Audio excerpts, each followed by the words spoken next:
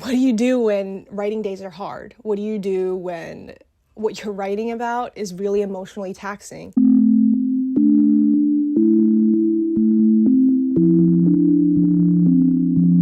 Hi, for those of you who don't know me, my name is Caitlin and I'm a writer.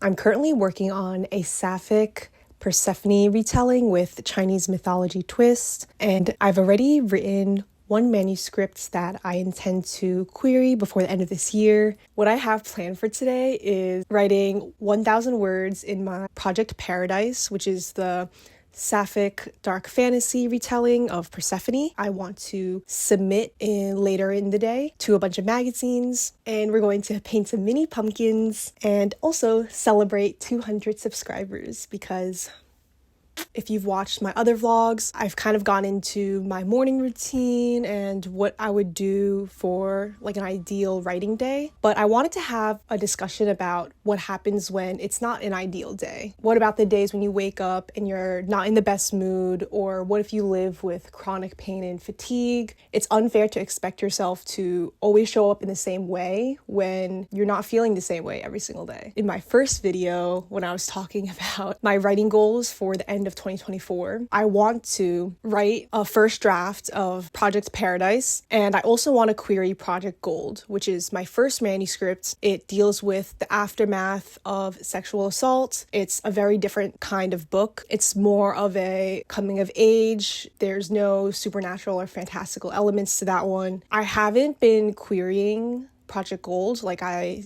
intended, but I will get around to it. The content of the short story, it's very difficult and very heavy. It deals a lot with war crimes, very difficult topics for a reader, but also for me as a writer to research and write will be extremely emotionally taxing for me, just because I'm going to have to read a lot of firsthand accounts of people's experiences. And because of personal experiences that I have, it makes it difficult for me to write this story, but I think it's so important and I really want to write it. Last week, I kind of had a bad mental health day after that because it reminded me a lot of when I was writing Project Gold. Writing it was really tough. It brought me to really dark places. It's why I'm having so much fun with Project Paradise, because that is fantasy. It's something that I can just lose myself in the world and the characters. It's not really based on real life. I get to play around more. I get to use magic. So it's a very different writing process, even though I'm still just working on my craft with both of these projects. So today I wanted to go over some writer self-care tools to really prioritize my mental health over productivity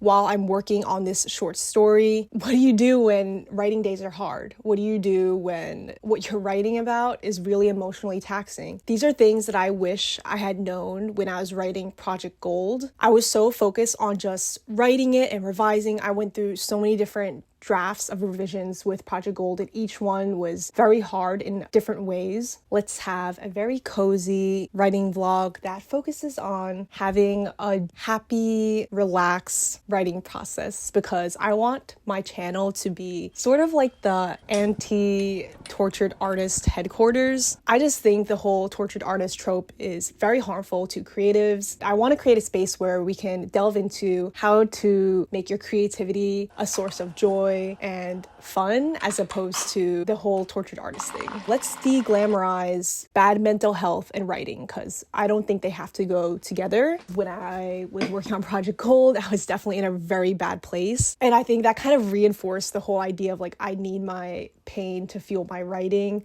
but I don't believe that anymore. I don't believe that was ever true to begin with. I may have believed that it was true while I was writing Project Gold, but looking back, I know that's not true. It was just my only outlet at a time where I really could not talk to anyone about what I was going through. It means a lot to me because it did get me through the darkest time of my life. And I hope to one day be able to share that with all of you, because I hope that it can help other people in similar situations who really feel like they're going through the hardest time of their life with no one to support them. It's 11:50 and I just finished 1,044 words.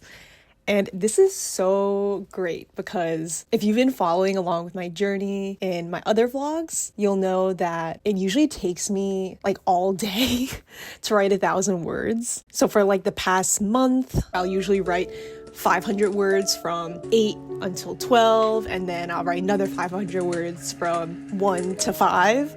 And right now I just feel really great. Like, that was such a great writing session. And I started at 9 today. In less than 3 hours, I wrote over 1,000 words. I feel really happy about the writing. The scene was really fun.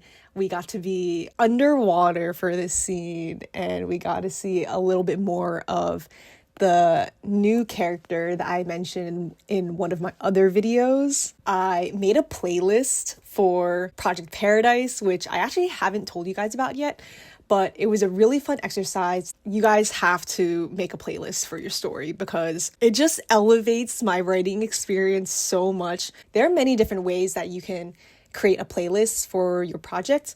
Like, you can do it based on vibes, like you just want background kind of atmosphere that matches the vibes of your project. But the way that I did it is I specifically matched the songs that I did with different chapters and characters in the novel. I want to tell you guys about my favorite webtoons that I've been reading just because they're so good. Right now, my favorite webtoon that I've been reading is Osora.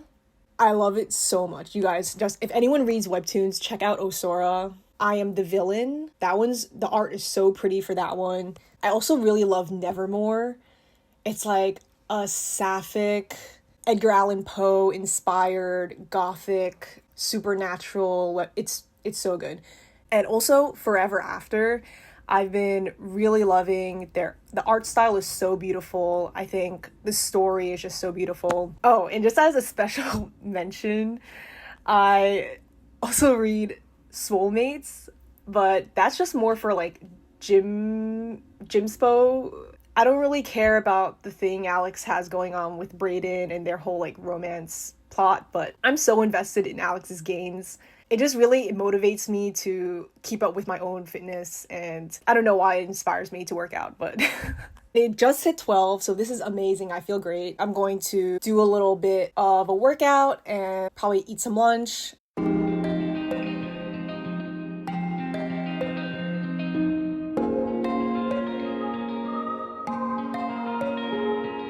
This sensation, it feels kind of funny. Don't want this to go away. Hey, no.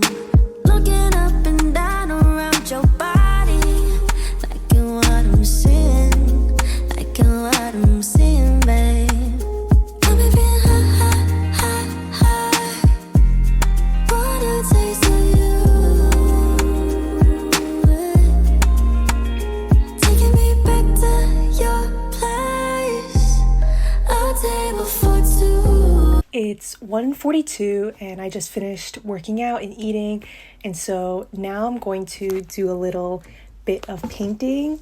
So I went to the pumpkin patch with my partner on Sunday, and we got these little baby pumpkins that are just so cute. So I got this little white one, this little like kind of golden orange one, and then there's this one. Like, it just looks so different. I don't know. I like the little star. Now I'm going to begin submitting the short story to a few different magazines. Right now, I don't even have a compiled list of where I want to submit to, so obviously I need to do some research on that first, because I'm not just going to submit to any magazine. It has to be specifically, in some way, my story has to be what they're looking for, whether that's like the genre, the content, style, whatever. The reason why I want to show this in today's vlog, because I debated doing a separate video. I just wanted to talk about submitting specifically. Like I said earlier in today, and also in my first author2 video, I really want to query Project Gold, and I have queried it now over a year ago. I queried maybe like 2 or 3 rounds each, maybe like 5 agents each time. All of those times I basically just got form rejections or complete radio silence. I did get one personalized response from agent, but that was because that was a referral. I was listening to a really great podcast episode from The Shit That No One Tells You About Writing. And guys, if you don't know about this podcast, let me put you on. It is my favorite writing podcast. It is hosted by Bianca Murray. She's a fiction author alongside 2 literary agents, Cece Lira and Carly Waters from PS Literary. They do a mix of things, but their show is geared specifically for debut authors. They interview published authors on their journey to publication, and they also review query letters to analyze what works, what doesn't work. So if anyone is pursuing traditional publishing, or if you just want to listen to the author interviews, honestly, there's a lot of wisdom that you can gain from their show. I've been a longtime fan. I am trying to mentally prepare myself to do another round of submissions for Project Gold. And the reason I'm talking about all of this is because in the episode, they had a really great point about you need to be as persistent and determined about sharing your work as you are about creating it.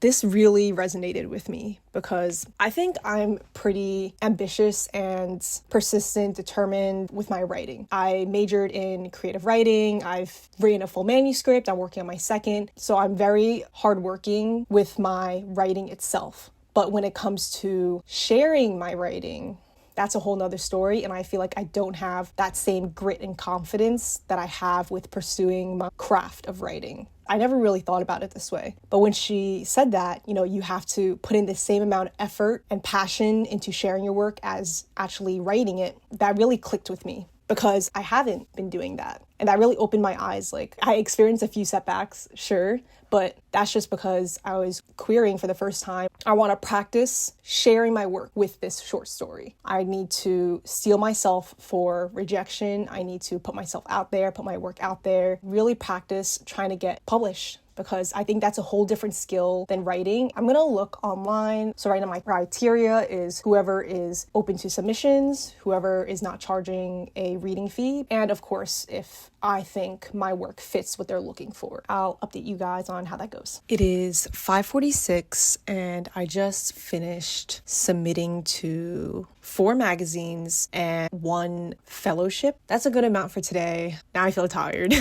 I think I'm going to walk taffy, get on to the last portion of this vlog, which is to celebrate 200 subscribers, which is all of you guys.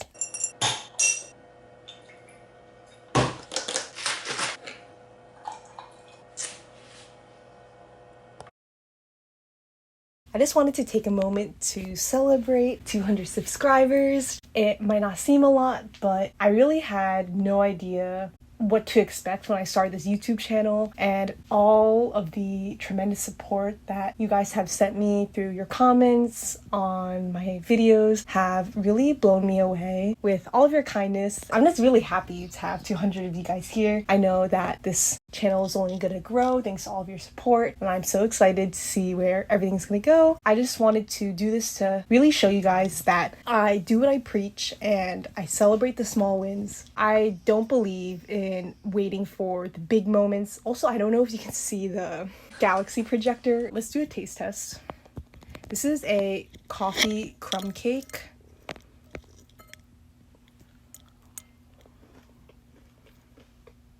This is divine. I had my real doubts when I was baking this, but it tastes exquisite. Cheers to you guys.